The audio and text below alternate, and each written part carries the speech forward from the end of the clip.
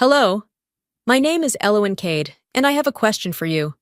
What would you do if everything you worked for, everything you built with your own hands, was stolen from you by the very people who were supposed to love you?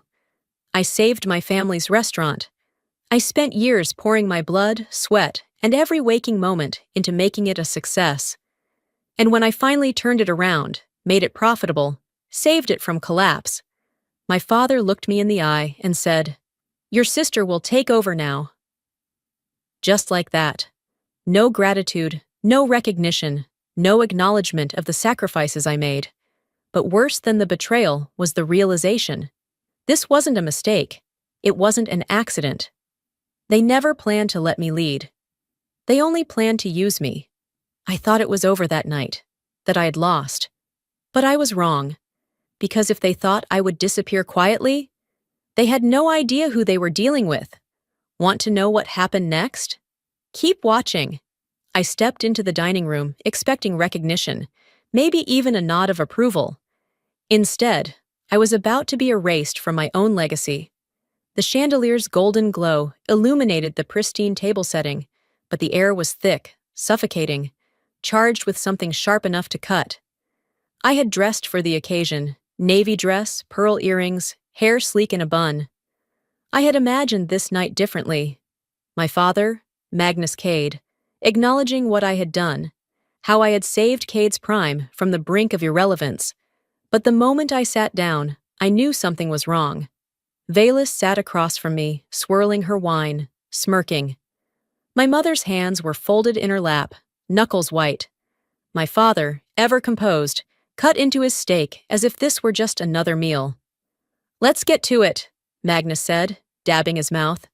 "There's going to be a change in management at Cade's Prime." I straightened. This was it. Finally, he would acknowledge my work. "Velis will be stepping up as the new CEO." The words hit like a gunshot. I blinked. Surely I had misheard him. "What?" My voice was steady, but my fingers tightened on the napkin in my lap. Magnus exhaled, like he was dealing with a stubborn child. "It makes the most sense. Velis understands the industry. She has presence, connections. You're great with numbers, Elowyn, but leading a company takes more than spreadsheets and analytics." Velis chuckled, setting her glass down with infuriating delicacy. "Don't take it personally. Dad just needs someone who can actually command respect." The room blurred. My breath stalled. "You can't be serious," I said, my voice slicing through the polished pretense of civility. "I built the campaign that turned Cade's Prime around. Before that, you were months from shutting down. Magnus raised a hand, silencing me effortlessly. "Let's not get emotional," I swallowed hard. "This isn't emotion. This is reality. You're handing my work, my success, to her?" I gestured toward Velis, who looked amused. "Velis has leadership qualities," Magnus said smoothly. "She knows how to network, how to build relationships. You're brilliant, Elowyn, but leadership isn't just about results. It's about charisma, influence, and she has it." I laughed, humorless. "She hasn't lifted a damn finger for this company." Velis sighed, inspecting her nails. "That's not fair. Shut up," I snapped. "You did nothing. You sat back while I worked myself into the ground, and now you're reaping the benefits." "Enough!" Magnus's voice was final. "The decision is made." A sickening weight settled in my chest. It was never about merit, never about effort. It was about control. Magnus reached into his pocket, pulled out his wallet, and tossed $100 bill onto the table. "For your contributions." The insult landed like a slap. $100. For years of dedication, for the nights spent perfecting strategies, for crafting the campaign that saved us. Silence stretched. My mother shifted but said nothing. She never did. I reached for the bill, fingers brushing the crisp paper. Slowly, I folded it into the napkin on my lap. I stood. Magnus sighed. "Don't be dramatic." I smiled, cold and controlled. "I'm not. I'm excusing myself," Velis chuckled. "That's probably for the best." I turned and walked out. No slamming doors, no yelling, no begging. I simply left. Let them think they had won. Let them believe I would disappear quietly. They had no idea what was coming next. The city moved on as if nothing had happened. Yellow cabs weaved through traffic, coffee vendors called out orders, and the scent of fresh bagels and burnt espresso filled the air. But for me, the world had changed overnight. I sat alone in the cafe that used to feel like a second home. This was where my team and I had brainstormed, laughed over ridiculous ideas, and celebrated victories. But today, the energy was different. The chair across from me, where Orson always sat, was empty. The usual banter was gone. I had lost everything. Clutching my coffee, I clung to the hope that this was some mistake. That illusion shattered the moment I glanced at my phone. Velas Cade, the mastermind behind Cade's Prime's turnaround, unveils bold new vision for the future. My breath caught. I clicked the article, scanning words that should have been about me.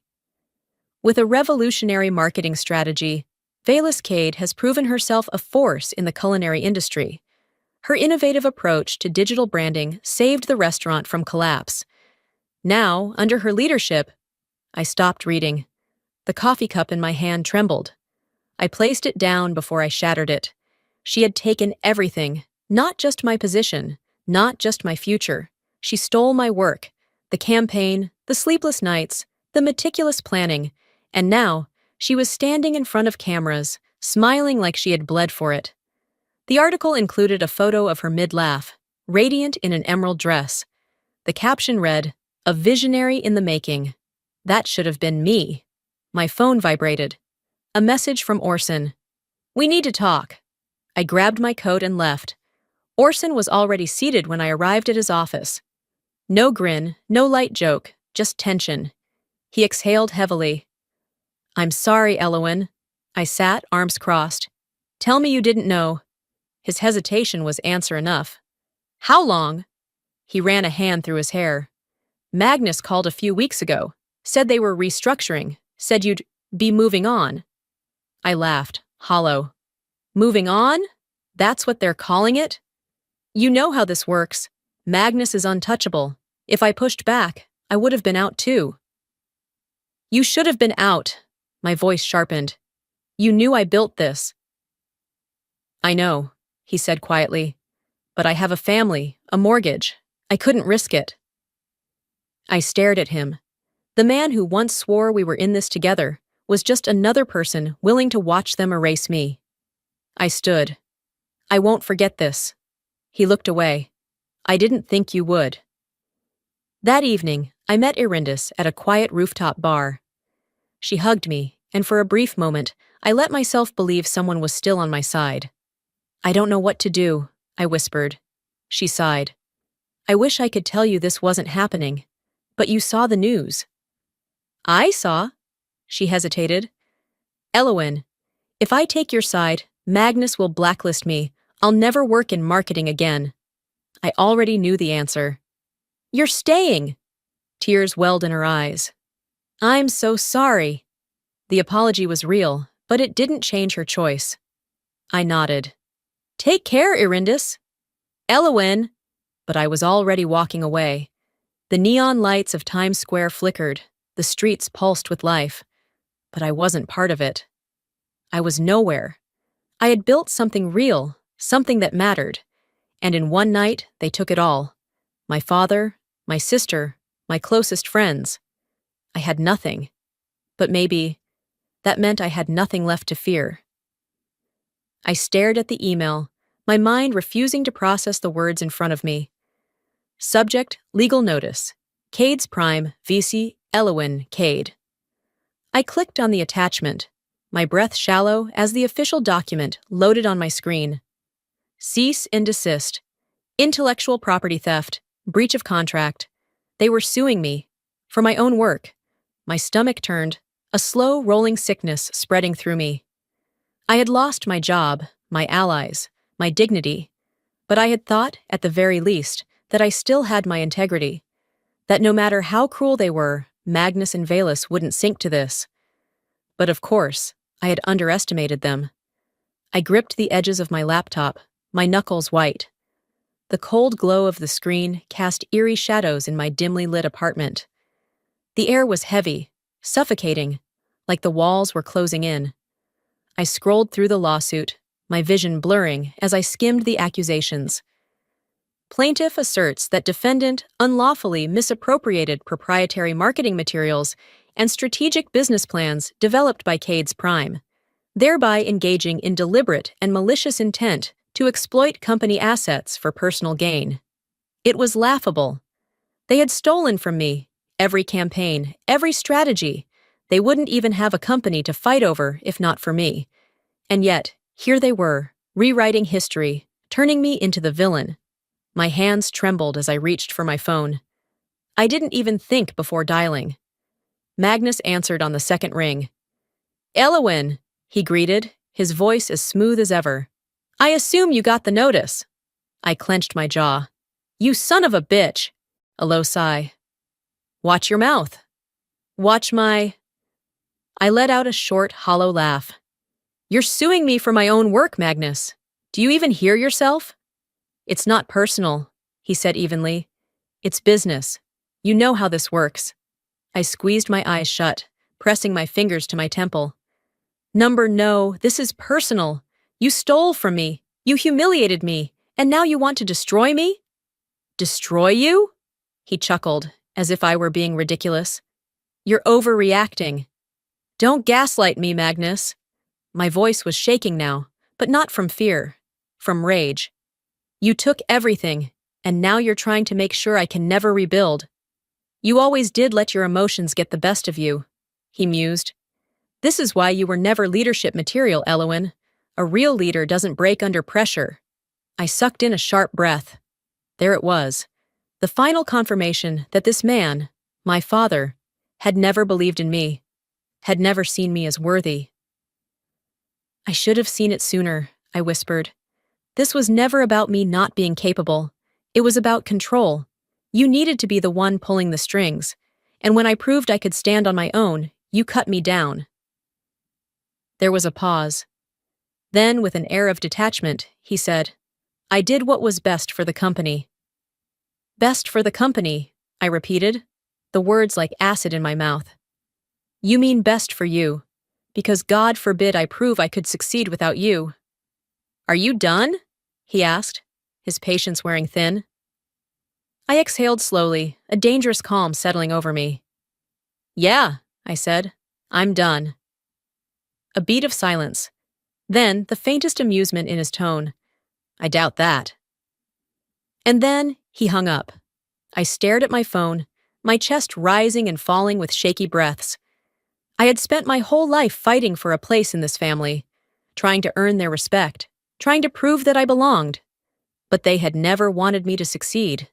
They wanted me to submit. A slow, chilling realization settled over me. I had been playing their game, trying to fight for what was already mine, trying to reclaim something that had never truly belonged to me in the first place. But I wasn't going to do that anymore. They had taken everything from me, which meant I had nothing left to lose. I stood, my hands steady now, my mind sharp with a newfound clarity. If they wanted war, I'd give them one. The first thing I noticed when I woke up wasn't the sunlight or the city noise. It was the silence. No notifications, no investor calls, no meeting confirmations. Then I saw it. A headline, bold and merciless. "The Bitter Heiress, Elowin Cade's Desperate Attempt to Tear Down Cades Prime." My stomach twisted as I scrolled. Once a promising figure in the culinary world, Elowin Cade has taken a shocking turn, suing her own family in what insiders call a petty revenge scheme. Sources claim that after failing to secure a leadership role, she lashed out, trying to dismantle the company that gave her a career. An old press photo accompanied it. Me, mid-blink, looking exhausted, almost unhinged. The quotes that followed painted me as arrogant, selfish, unstable. She was never a team player. Elowin always thought she was smarter than everyone else. She walked away when things didn't go her way. Now she wants to take the company down with her. Dread thickened in my chest as I clicked article after article. It wasn't just one. They were everywhere. Every major business outlet, every industry blog, even food influencers had picked it up. My inbox was flooded with rejection emails, investors reconsidering their position. I had been blacklisted. By noon, I learned who was behind it. Lucius Grant, Cade's Prime's head of PR. I imagined him at his desk, sipping his overpriced espresso while orchestrating my downfall. He was good. Because the best lies weren't fabrications. They were twisted truths. Had I left in anger? Yes. Had I lashed out? Absolutely. Had I refused to stay silent? Without a doubt. But none of that made me the villain they wanted me to be. I paced my apartment, my mind screaming at me to fight. But the reality settled in like cement. No one was coming to my defense. Orson was silent. Arindis had made her choice. The people I had worked beside for years weren't risking their careers for me. I was alone. I dialed Magnus. I shouldn't have. I knew it was a mistake before he even answered. Eilwen, he greeted smoothly. I was wondering when I'd hear from you. You did this. He chuckled. Did what? The articles, the interviews. You turned me into your villain. A pause. Then amusement lacing his voice. You did that all on your own. My grip tightened on the phone. This is warfare, Magnus. Business, he corrected. Nothing personal. I laughed, sharp and humorless. Like suing your own daughter was just business? Like letting Valus steal my work was business? Careful, Eilwen, he warned, voice smooth. You're getting emotional. Again. Again. Like I was a child throwing a tantrum. I inhaled sharply, my voice dropping to a deadly calm. You think destroying me will stop me from fighting back, but Magnus, I smiled. You always underestimate me. A pause, then a lazy chuckle. Do I? I didn't answer. Instead, I whispered, if you don't stop, I'll burn it all down. Empty threats don't suit you, sweetheart. This isn't a threat. My fingers curled around my phone. It's a promise. He exhaled, almost bored. You always overestimate yourself. And then the line went dead. I stood there, gripping my phone long after he was gone, my pulse thudding in my ears. For years, I had believed that if I worked hard enough, he would see my worth. But Magnus never saw me. Only what I could be used for. I glanced at the open articles on my screen, my own face staring back, with words twisted into something unrecognizable. They thought they could destroy me with lies. I'd show them the truth, and it would ruin them. They thought they had me cornered. They thought their lies would bury me. But they forgot. I built Cade's Prime, and I knew exactly where the skeletons were buried. The city pulsed outside my window, but in my apartment, time stood still. Papers littered the floor, my laptop bathed in a cold blue glow, illuminating financial reports, archived contracts, proof of their betrayal. Then, just as exhaustion threatened to win, I found it. A contract, one that should have never seen the light of day. Confidential agreement. My pulse spiked. 2 months before they pushed me out, Magnus had already planned the transition. Before he called me not leadership material. Before Valise smiled across the dinner table, already knowing my fate. They had paid a PR firm to rewrite history, to erase my name and fabricate a narrative where she was the mastermind behind Cade's Prime's revival. It wasn't just betrayal, it was fraud. I dialed Orson. He picked up on the third ring. Eilwen, I told you, I can't. I have proof, I cut in. Documents, transactions. I can take them down. Silence. Then a sigh. You sure? I closed my eyes, gripping the phone tighter. Yes. Another pause. If this goes public, they won't just back down, he warned. They'll fight. Hard. I'm counting on it. Meet me at the usual spot in an hour. The cafe was nearly empty, dimly lit. I spotted Orson immediately. Same tired eyes, same nervous energy. But next to him sat someone I hadn't seen in years. Soren Draven, once Cade's Prime's head chef, discarded when they needed a modern, marketable face. If anyone understood being erased, it was him. I sat down. I assume you both want to see them burn. Orson looked away. Soren grinned. Damn right. Good. I turned my laptop toward them. This contract proves Magnus and Valus paid to rewrite history. If we leak this, they'll have to answer for it. Orson shook his head. You don't just leak something like this. You strategize. Magnus controls the media. If we do this, we have to be airtight. Soren leaned forward. What else do you have? I hesitated, then opened another file. A financial report, buried deep. A falsified cost-cutting strategy under Valus's name. A fabricated success story. Soren let out a whistle. Well, damn, I nodded. If this gets out, investors will pull out. Lawsuits will pile up. Orson rubbed his face. You're playing with fire, Elowen. I met his gaze. Number, I'm setting the fire. Silence stretched. Then Orson nodded. Soren chuckled. Let's burn the bastards down. I closed the laptop, my pulse steady, my mind razor sharp. It was time to strike. Orson ran a hand through his hair. We need to be careful. If we move too fast, Magnus will twist the narrative before we even get a chance to expose him. I nodded. But something wasn't sitting right. I had spent years studying Magnus, watching how he played the game. He didn't just react, he planned. He always knew his opponent's next move before they made it. And yet, here I was, sitting on the very evidence that could tear his empire apart, and I had the gut-wrenching feeling that he already knew. Soren leaned forward. What's wrong? I stood abruptly, crossing the room, my mind racing. Think about it. We just found the one document that can obliterate Cade's prime, but we've been gathering intel for weeks.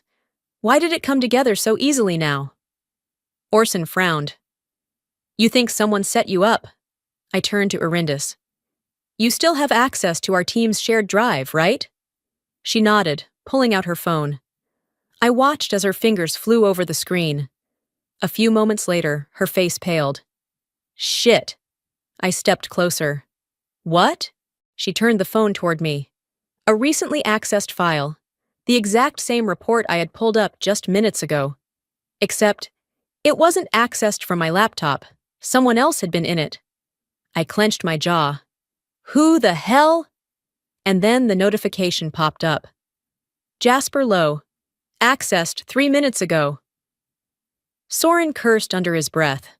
Orson exhaled sharply, shaking his head. We have a leak. A traitor. Inside my own team. Everything clicked into place. Magnus wasn't reacting. He was waiting. Because someone had been feeding him our every move. I turned back to the group, my voice sharp. Find Jasper, now! We found him an hour later. Jasper was exactly where I expected him to be, at a cheap bar downtown, drowning himself in whiskey. He didn't even look surprised when he saw me. You figured it out faster than I thought, he muttered, swirling his drink. I sat down across from him, folding my arms. Why? Jasper let out a short, humorless laugh. Why do you think? Magnus pays better. And unlike you, he doesn't fight battles he can't win. Orson and Soren flanked me, silent but seething. I kept my expression blank. So that's what this was? You took my plans and handed them to him, like a good little Jasper's lip curled. You don't get it, Elowen. They'll always win. You were never meant to lead. A slow, cold smile spread across my lips. Funny. That's exactly what they said before I burned their empire to the ground. His jaw twitched. I stood, sliding a piece of paper across the table. He glanced down, confused. Then his face fell. It was his termination letter. Effective immediately. Signed, notarized, and circulated to every high-end restaurant and marketing firm in the industry. You work for Magnus now, right? I leaned down, my voice soft but lethal. Let's see if he cares enough to save your career.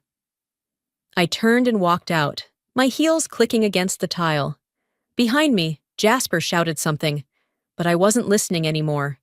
If they thought I'd crumble over one traitor, they underestimated me. Now? It was personal. They had stolen from me, lied about me, planted a spy in my own ranks. But now, it was my turn to strike, and I wouldn't stop until the whole world saw them for what they really were. The Culinary Excellence Awards were the pinnacle of the industry, a night where the biggest names in fine dining gathered, where deals were made, reputations cemented, and careers launched. It was also the perfect place to burn Cade's Prime to the ground.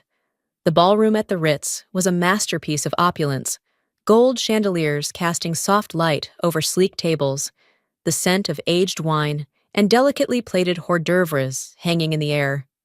Men in sharp tuxedos, women in designer gowns, and at the center of it all, standing smugly at the podium, was Magnus Cade, my father, the industry's visionary, the man who had built a kingdom on my back and then discarded me like I was nothing.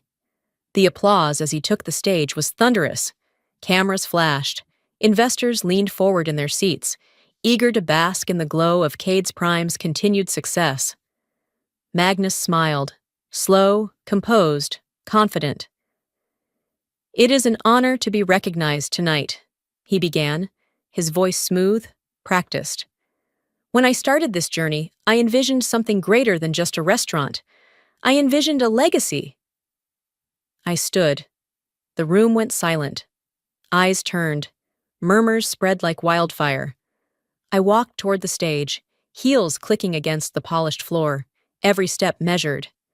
I saw Velis sitting at a VIP table, her fingers tightening around the stem of her champagne glass. Next to her, Lucius Grant, their PR hitman, had gone rigid. Magnus, to his credit, barely flinched. He merely tilted his head, amusement flickering in his eyes. "Well, well," he mused, his voice carrying across the room. "Elowen, here to congratulate your family? A cruel jab, designed to frame me as the jealous, bitter daughter?" I smiled, sweet, slow.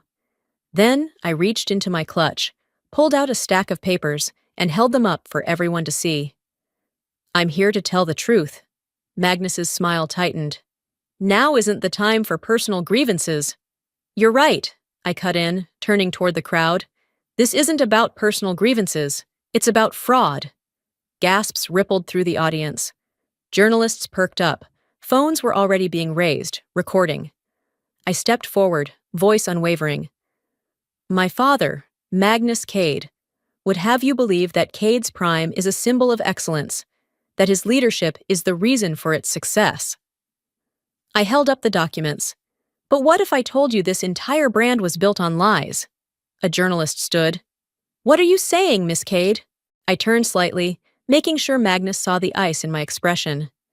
"I'm saying my father didn't revitalize Cade's Prime." "I did. I developed the marketing strategies that saved this company.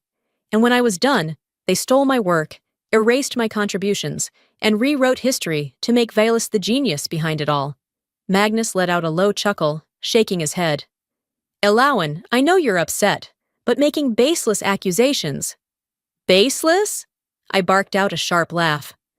Then I threw the documents onto the podium in front of him. The pages fanned out. Copies of emails, financial reports, the confidential PR contract that detailed exactly how they manufactured Velis's success. "This is what baseless looks like?" I shot back. The crowd exploded. "Jesus Christ, are these real?" "Wait, she's saying they faked the entire thing?" "Someone get a camera on that contract." A journalist snatched up the papers, skimming through them furiously. His eyes widened. "Holy! This states that Cade's Prime paid to rewrite history." Magnus slammed his hand against the podium, his composure cracking. "That's enough!" But it was too late. The audience wasn't looking at him anymore. They were looking at me. Velis surged to her feet. "This is slander!" she shrieked. "None of this proves anything." Soren Draven, standing near the back, let out a sharp laugh. "You really want to go there, sweetheart?" All eyes turned to him as he held up his own set of documents. "Because I've got a whole file on your fake cost-cutting strategies, too." Velis paled. Lucius Grant, their PR mastermind, was already walking toward the exit. He knew the game was up. And Magnus? For the first time in his life, he looked afraid. Investors were whispering among themselves. Journalists were snapping photos, recording every second of this disaster. His empire was crumbling, and he knew it. I took a slow step toward him, lowering my voice so only he could hear. "You should have left me alone, Dad," I said, my voice like ice. "But you made the mistake of erasing me." I leaned in just enough to see the sweat beating at his temple. "Now, I'm erasing you." The walls around them were crumbling, and I wasn't done yet. Magnus had spent a lifetime building his empire, and I had spent years believing I needed to be part of it. But as I stood there, watching the cracks widen, I knew. I wasn't here to reclaim anything. I was here to bury it. The morning after the gala, Cades Prime's headquarters was a war zone. Phones rang off the hook. Executives whispered in frantic huddles. The once immaculate conference room was now littered with printouts of news articles, emails, financial statements, evidence that Magnus's empire wasn't just shaking, it was collapsing. The fraud was undeniable now. The media had torn through the documents I had exposed, dissecting every fabricated number, every manufactured headline. Investors were bailing fast. None of them wanted their names attached to a company now synonymous with corporate deception. And at the center of it all, in his pristine glass office, stood Magnus Cade, watching his world burn. I stepped inside without knocking. He turned. His eyes, for the first time, weren't sharp with condescension or smug control. They were tired. I shut the door behind me, my heels clicking against the cold marble floor. "How's the damage control going?" He exhaled through his nose, slow, measured. "You always did have a flair for spectacle, Elowen." "Funny, that's what people are saying about you right now," I shot back. "Lying to the entire industry? Bold move, Magnus. Shame it backfired." He moved toward his desk, picking up a folder, flipping through it as if he still had some semblance of control. "This will pass," he said flatly. "A few well-placed press releases, some strategic restructuring. It's over, Dad." I cut him off before he could finish the lie. I walked forward, placing a single page in front of him. He froze. His eyes scanned the words, the final death sentence for Cades Prime. A notice from Augustine Rell, the company's largest investor, officially pulling funding. Rell's name carried weight in the industry. The moment he walked, others would follow. Magnus's hands tightened around the paper. "This can be reversed," he muttered, though even he didn't sound convinced. "I can talk to him." "No, Magnus," I said, stepping closer. "You can't." He slowly lifted his gaze to meet mine. For the first time in my life, I saw uncertainty in his eyes. I leaned in slightly, my voice soft but razor-sharp. "This company was never as strong as you thought. It wasn't built on leadership, it was built on control. And now, without it, you have nothing." A long silence stretched between us. Then his voice dropped. "Help me fix this." I blinked. For a moment, I thought I had misheard him. "Excuse me?" I asked, tilting my head. His jaw clenched, but the words were already out there. "You said it yourself. You're the one who built this company's success. You can still—" A sharp, harsh laugh escaped my lips. "You want my help?" I took a step back, shaking my head. "After everything you did? After stealing from me, humiliating me, suing me?" His mouth opened, then shut. He was still searching for an angle, still trying to manipulate, still clinging to some last, desperate hope that I wanted this enough to save him. And that's when I knew. He hadn't learned a thing. I leaned in, just close enough for my voice to drop to an icy whisper. "You were never meant to lead, Magnus." His breath hitched. I smiled. "And now?" "You never will again." I turned, heading for the door. Behind me, I heard papers hit the desk, the sound of his frustration, his denial, but he didn't call my name, because even he knew there was nothing left to say. As I stepped out of Cades Prime for the last time, I felt no sadness, no regret, only freedom. And for the first time, my future was truly mine. For so long, I had defined myself by what they took from me. Now, for the first time, I stood on my own, Not as Magnus Cade's daughter, not as Cade's Prime's former savior, but as something entirely new. The past few weeks had been a blur of rebuilding, reimagining, and finally, reclaiming my future. The storm of Cade's Prime's downfall had settled, leaving behind a fractured empire and a family that had once ruled without question. And yet, as I stood at the threshold of my new beginning, I knew the past wasn't quite done with me yet.